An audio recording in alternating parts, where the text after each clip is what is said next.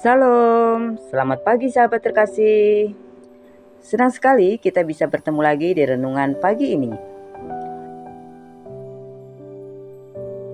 Hari baru adalah anugerah dari Tuhan. Nafas yang kita terima, kesehatan, kesempatan untuk memulai kembali, semuanya adalah bukti kasih setianya. Hari ini kita akan merenungkan firman Tuhan dari Mazmur 12. Pasal ini mungkin hanya berisi 8 ayat, tetapi pesannya sangat dalam dan relevan dengan kehidupan kita saat ini. Kita akan belajar bagaimana tetap teguh di tengah dunia yang penuh dengan kebohongan, serta menemukan janji Tuhan yang murni sebagai sumber pengharapan. Mari kita baca Mazmur 12 ayat 2, 6-8. Tolonglah Tuhan, sebab orang saleh sudah habis, orang setia sudah lenyap dari antara anak-anak manusia. Oleh karena orang sengsara yang mengeluh, oleh karena orang miskin yang mengadu, maka sekarang aku bangkit. Demikianlah firman Tuhan. Aku memberi keselamatan kepada orang yang mengharuskannya. Janji-janji Tuhan adalah janji-janji murni, bagaikan perak yang dimurnikan dalam peleburan di tanah, 7 kali dimurnikan. Engkau Tuhan akan menjaga mereka, Engkau akan melindungi mereka dari angkatan ini untuk selamanya. Sahabat terkasih, Daud membuka Mazmur ini dengan seruan yang jujur. Tolonglah Tuhan, sebab orang saleh sudah habis. Ia melihat bagaimana orang-orang di sekitarnya hidup dengan penuh tipu daya. Mereka berkata manis, tetapi hatinya jahat. Kalau kita perhatikan, kondisi ini sama seperti zaman kita sekarang. Banyak kata-kata indah diucapkan, tapi sering tidak sesuai kenyataan. Di media sosial, kita melihat banyak wajah tersenyum, tapi di baliknya ada kepalsuan. Kita mendengar janji-janji, tapi sering berakhir dengan kekecewaan. Pertanyaannya untuk kita, bagaimana kita merespon? Apakah kita ikut terbawa arus kebohongan, atau tetap berdiri pada kebenaran? Di ayat 6, Tuhan berfirman, oleh karena orang sengsara yang mengeluh, oleh karena orang miskin yang mengaduh, maka sekarang aku bangkit.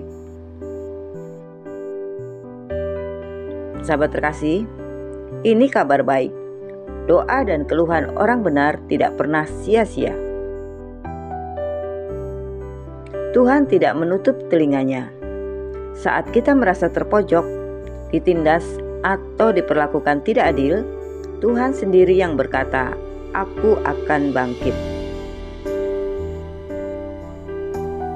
Sahabat terkasih, mungkin pagi ini ada yang sedang merasa lemah, tak berdaya, bahkan kecewa. Tapi mari kita ingat, Tuhan tidak diam. Ia peduli dan akan bertindak tepat pada waktunya. Mazmur 12 menegaskan, janji Tuhan adalah janji-janji murni, bagaikan perak yang dimurnikan 7 kali. Kata murni di sini berarti tanpa cacat, tanpa campuran kebohongan, benar-benar bisa dipercaya.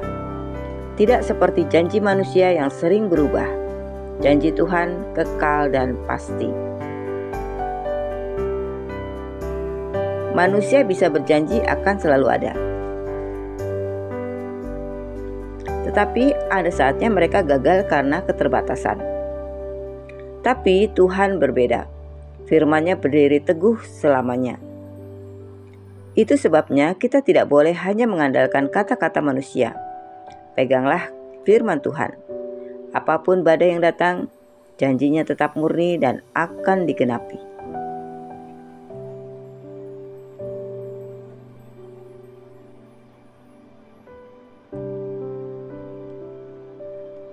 Sahabat terkasih, ayat terakhir berbunyi, Engkau Tuhan akan menjaga mereka. Engkau akan melindungi mereka dari angkatan ini untuk selamanya. Inilah kepastian yang memberi ketenangan. Tuhan tidak hanya memberi janji, tapi juga perlindungan nyata. Seperti seorang gembala yang menjaga kawanan dombanya. Demikianlah Tuhan menjaga kita dari angkatan yang jahat ini.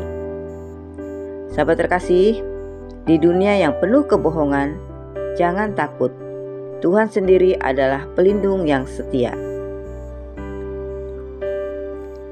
Sahabat terkasih, bagaimana kita menghidupi firman ini dalam keseharian? Yang pertama, jaga perkataan kita. Jangan ikut menyebarkan kebohongan, gosip, atau janji palsu. Biarlah lidah kita memancarkan kebenaran. Yang kedua, pegang firman Tuhan. Jadikan Alkitab sumber penghiburan, bukan hanya bacaan sekilas, tapi pedoman setiap hari. Yang ketiga, percaya pada perlindungan Tuhan. Ketika kita merasa sendirian atau lemah, ingatlah janji Tuhan. Ia menjaga kita selamanya. Mari kita berdoa bersama. Bapa yang Maha Baik, terima kasih untuk firman-Mu dari Mazmur 12. Saat dunia penuh kebohongan, kami memilih percaya pada janji-Mu yang murni. Jaga hati dan lidah kami agar hidup dalam kebenaran. Lindungi kami sepanjang hari ini.